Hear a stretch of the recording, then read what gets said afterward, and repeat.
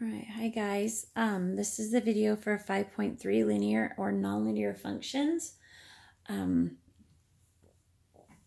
gracious, sorry that I'm not at school right now. I had a sick boy on Friday, and then I hurt my back over the weekend and can barely stand. So you guys get me in a video, sorry. So you guys should have 5.3 notes out, and you should also have a paper that looks like this. It has all these different little boxes on it. You're going to cut these up and sort them here in a little bit, but for now we're going to talk about the difference between linear and nonlinear functions. Back in lesson 5.1 we talked about the difference between functions and non-functions, and so basically what's happening is this. I thought this would be a little easier if I drew it out for you guys. So we started with relations.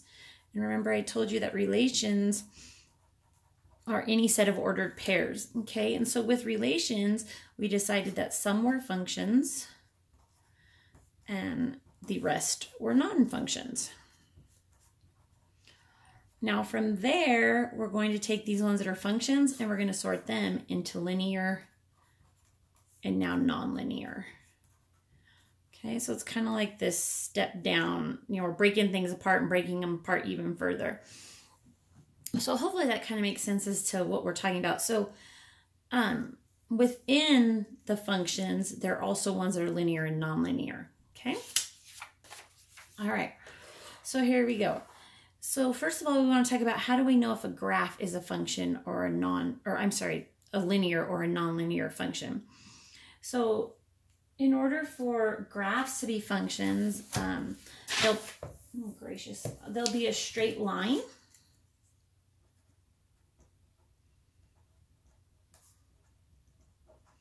Okay. And, it cannot be an undefined straight line. So, while this one right here is a straight line with a zero slope, it can't be the one that looks like this. So here's my origin. If I have a graph that looks like this, the one that is an undefined slope, remember we already talked about how that's not even a function, and so it would make sense that it can't be a nonlinear, it can't be linear or a nonlinear function since it's not even a function. Same with this circle right here. Both of these are not functions, and so that makes sense that they're not linear, because if we look here again at our little chart, they have to be a function in order to be linear or nonlinear. Okay, so over here when they're not a function, they're neither of these, and so since these ones are not functions, they're coming over here and we're stopping. They're just non-functions. Okay, so straight lines can be anything like this: a diagonal, straight across, positive or negative slopes. Any of these would be good linear functions. Now we already discussed that these two right here, this one and this circle right here, are not functions. These ones though are functions, because if I was to do that, the vertical line test, you can see that anywhere on my graph it only crosses at one point, so it is a function. It's just that it's a non-linear function rather than a linear function, because they're not straight lines. Okay. So let's talk about equations now. Equations can be written in the form of y equals mx plus b, which we're really familiar with. This is slope-intercept form. Okay, so it can be that you'll see them in this form. No exponent.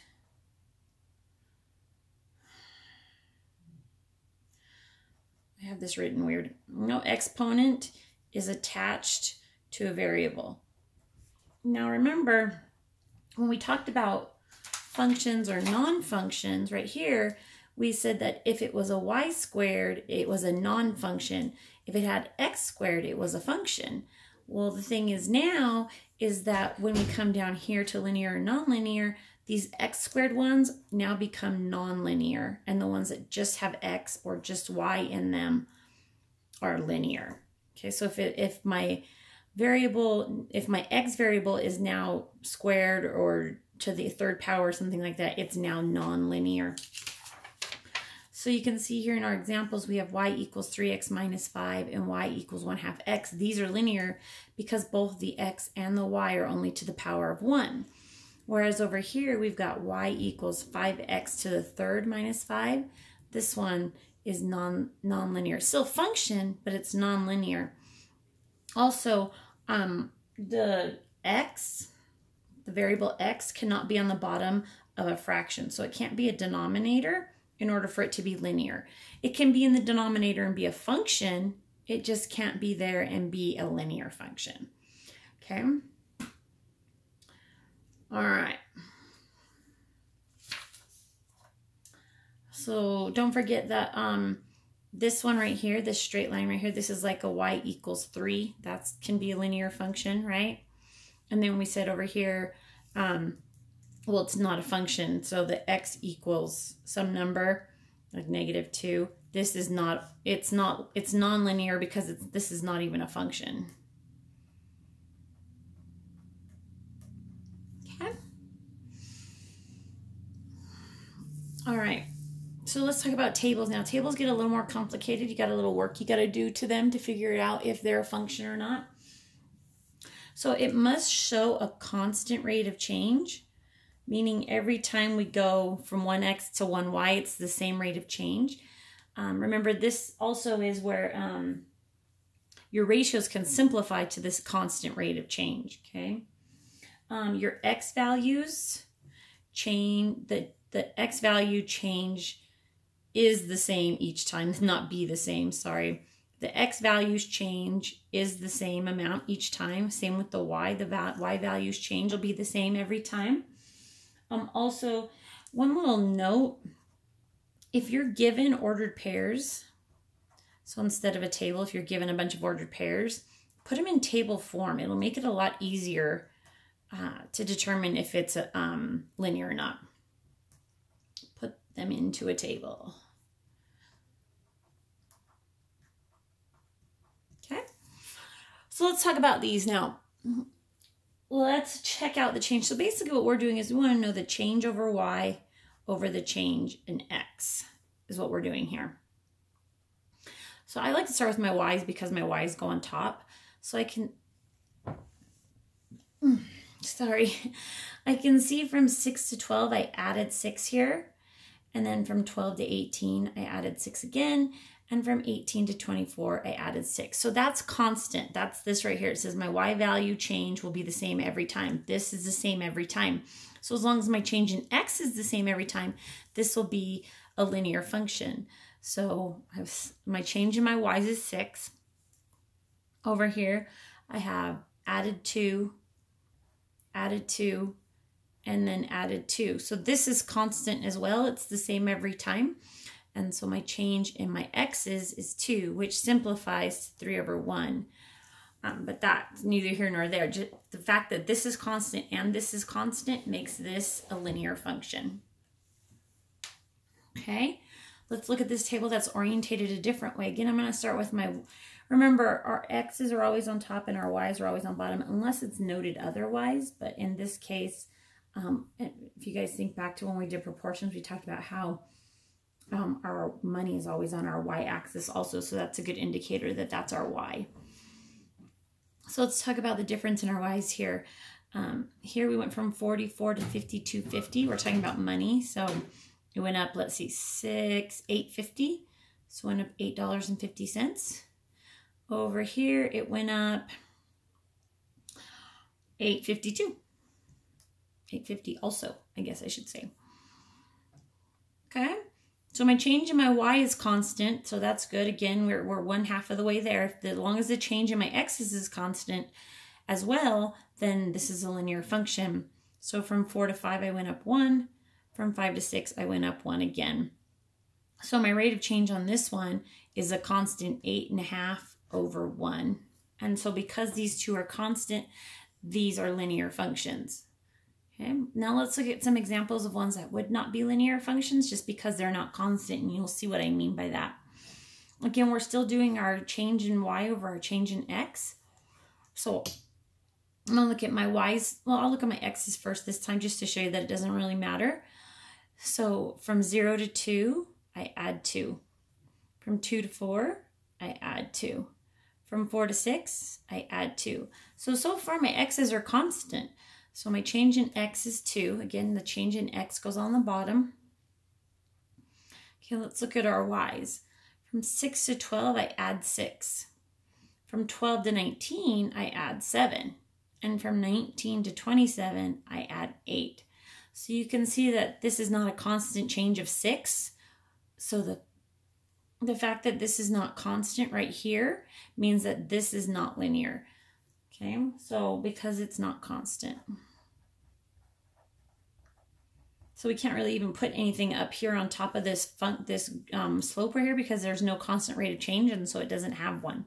We could do each one individual, but we wouldn't have a constant one. Okay. So that means it's nonlinear. Okay, let's check this one. So from 6 to 7, I add 1. From 7 to 8, I add 1.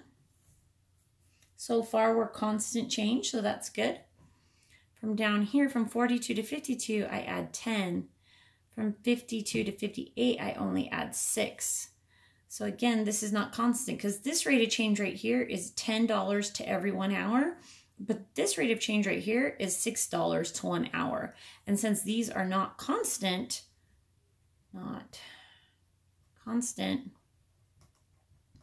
it's nonlinear. And that's really all there is to it. So yeah, you just have to determine if there's a constant rate of change. If you're looking at a graph, is it straight? And as long as it's a straight and it's not this undefined one, we're good. With an equation, you're looking for it to be in this form right here, this y equals mx plus b. As long as your exponents are not squared and it's not an x equals some number, you're good there too. Hey, cat, go away. My cat's bumping into my thing. Sorry, guys. Okay, so let's do a couple together. What happened to my paper that I'm supposed to have? Hold on a second.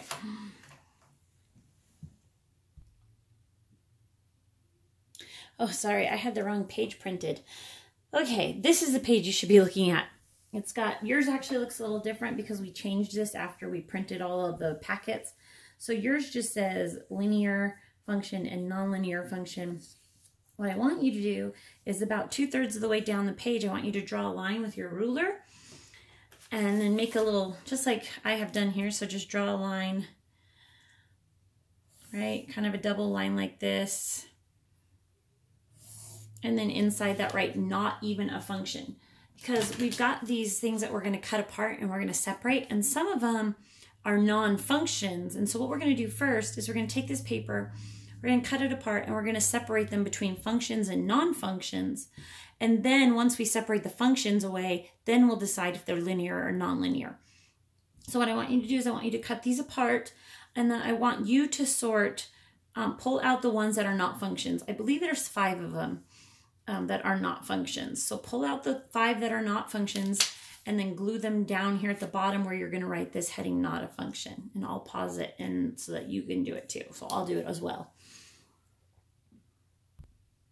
Okay, so these are the 5 that you should have as not a function. Do you guys see my cat hiding down there? She's so goofy. These are the 5 that you should have marked as not a function. So remember that this one is not a function because it's a vertical line, okay? And this one's not a function because of the y squared. This one's not a function because this is a vertical line as well. Oh geez, that's not going to fit, vertical line. Okay, this one's not a function because the x's repeat themselves, right? And then this last one right here, this mapping diagram is not, because remember each input can only have one line coming out of it. And since this one right here has 2 lines coming out of it, it is not a function. So what you're going to do now is you're just going to make sure that you've glued them down on this part of your paper. And then what we're going to do, I'm going to take these ones that I have left over here. I don't know if you can see some of them. I'm going to separate them by equations, tables, and then graphs so that I can just kind of go through each one of them at a time. So we'll pause that and let you guys do that part. Okay, so I have those glued down now. I'm going to zoom in. I know these are really tiny, but I'm going to try and zoom in a little so you guys can get a better look at them. If my camera would just focus. There we go. Okay, so let's talk about, I'm going to start with graphs just because graphs are the first one on our other side of our paper. So remember, on a graph, what we're looking for is it to be a straight line. And as long as it's not an undefined straight line, it's a function, or a linear function. Sorry, we already determined that all of these were functions. So as I look at these four that I have, I want to know, is it linear or not? So this one's not linear because, well, it looks, they're both straight lines. It's two separate straight lines. And it's got to be one continuous straight line. So this one's a non-linear function. This one's nonlinear because it's got that curve in it, right? We already talked about that. Has to be straight, so this one's also nonlinear. It's a function, but it's a nonlinear. This one is a straight horizontal line, so that one's definitely linear. And then this one, because it's a straight diagonal, it's linear also. So out of the four functional graphs that we have, two of them are nonlinear and two of them are linear. So if you just kind of glue those to your paper, I'll glue mine later. So just make sure you have those glued. Okay. Now I'm going to do equations because equations are next on our notes that we took. Remember, we're looking for them to be in the form of y equals mx plus b. No exponents on either variable, and the x can't be at the bottom of a fraction. It can be at the top, but it can't be at the bottom. Okay, so let's pull out our equations. And I just kind of have them in, you know, a mismatch order. So the first one I'm going to start with is the one with the fractions, apparently, because it's the one I just grabbed. So this one right here, it says y equals 1/2 x minus 3/4. That's the one I'm starting with. Now, it's in the form of y equals mx plus b. So, and then there's no y squared or x squared. So this one is linear. Okay. Again, y equals 2x plus 4. They're in the form of y equals mx plus b. The y is not squared, the x is not squared, so again, it's linear. Y equals 6/x. Remember that one of the rules for our equations is that x can't be at the bottom of a fraction, and since the x is at the bottom of a fraction on this one, it is nonlinear. Y equals x squared minus 2. Although it looks like it's in the form of y equals mx plus b, remember our x is never squared. And so this one, because it's that x is squared, is nonlinear. Y equals -6. This is a straight horizontal line. Since it's a horizontal line, it is a linear function. And this last one, 2x plus 3y equals 4. That one's not in the form of y equals mx plus b, so we kind of have to get it there. So I'm going to solve it. I'm going to solve it on this paper right here so you guys can actually see because that's really tiny. So it's 2x plus 3y equals 4. So I'm solving for my y. I'm going to subtract 2x from both sides. These zero out. I'm left with 3y equals 4 minus 2x or -2x plus 4. It doesn't matter which one I write first. Divide everything by 3 to get y all by itself. I get y equals 4/3 minus 2/3 x. And that is in the form of y equals mx plus b or y equals b plus mx. Doesn't matter which one. None of my variables are squared, and so that is linear. Okay, so out of the 6 equations that were functions, 2 of them are nonlinear, 4 of them are linear. Okay, so make sure you have those glued down. Again, I'm just going to kind of move mine off to the side because I can't move my paper very well. Okay, before we get started on the tables, I want you to take each of the tables and I want you to determine what the change is for the x's and the y's on your own, and then we'll come back and we'll sort them. Okay. Ooh, okay, so you have 5 tables that you should have gone through and just figured out what the changes were along the sides. I'm going to start with this one right here, the one that's -3 and -7 on the top. What you should have figured out was that I did mine over here on a bigger piece of paper because those were too tiny for me to write on. But what you should have come up with is that the x's are adding 1 every time and the y's are adding 2 every time. And so since it's a constant rate of change of 2/1, it is linear. So I'll show you. So see, here's where I did it. So 1, 1, 1, 2, 2, 2. And since that's constant, that's a linear function. So that would go here under linear. The next one we're going to do is the one that has -2 and 2 at the top. So this one right here starts with -2, 2. Okay. So this one you should have figured out is nonlinear.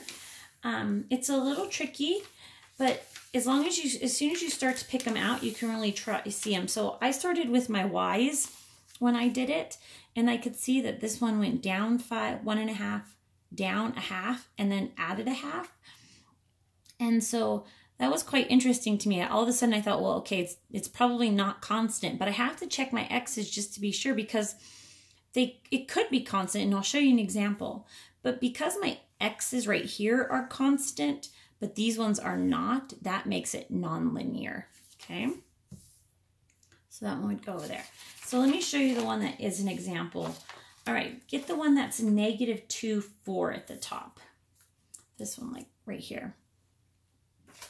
Okay, so when I did my y's first, I could see that it added 3, then it added 6, then it added 3, and I thought, well, okay, there's a chance that it's, it could be either one, because even though this isn't constant right here, if my ratio simplified to the same thing, then it can be. So over here, when I noticed it was adding 1, then adding 2, then adding 1 again, I thought, okay, I need to determine what the ratios are. So my change in x over my change in y for the first one is 3/1. My change in 6/2 is my second one, and 6/2 simplifies to 3/1. And then my last one is 3/1 also. And since they all simplify to the same answer, that means that that one is linear because it is a constant rate of change. So this one's a constant rate of change of 3/1. And so that was why that one's linear. So you can see how just because one side isn't completely constant, it can still be linear. You have to double check the other side to be sure. Okay, let's talk about the one with -3, -5 at the top. So this one right here. This one I could see was the same kind of thing. So on this one, I did my x's first, and I found that at first I added 3, then I added 1, then I added 1 again. Over here, I added 9, then I added 3 and added 3. So I thought, okay, I better check those to make sure that those ratios simplify to the same answer or not. So the first one, the change in y over the change in x is 9/3, and 9/3 simplifies to 3/1. The second one is 3/1, and the third one is 3/1. So since they all simplify again to that same answer, that one again is linear with the same constant rate of change, actually 3/1. Okay, now the last one we're going to do is the one with the -2 and the 8 on top. Okay, so you can see that I did that one here. And it's the same thing. So I started with my y's and I said, okay, I subtracted 6, I subtracted 2, then I added 2. Now it's still possible for this to be linear. I just have to see what's going on with my x's. Over here on my x's, because they're constant, these do not simplify to the same answer.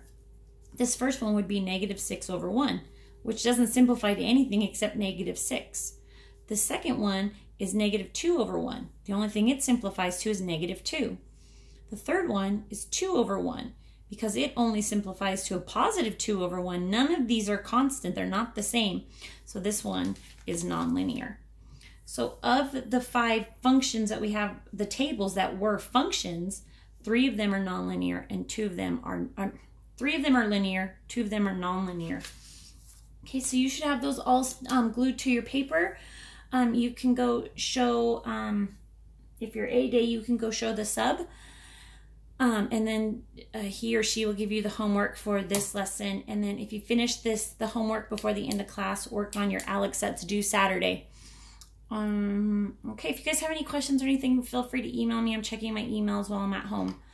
And hope to see you guys Friday. Bye, guys.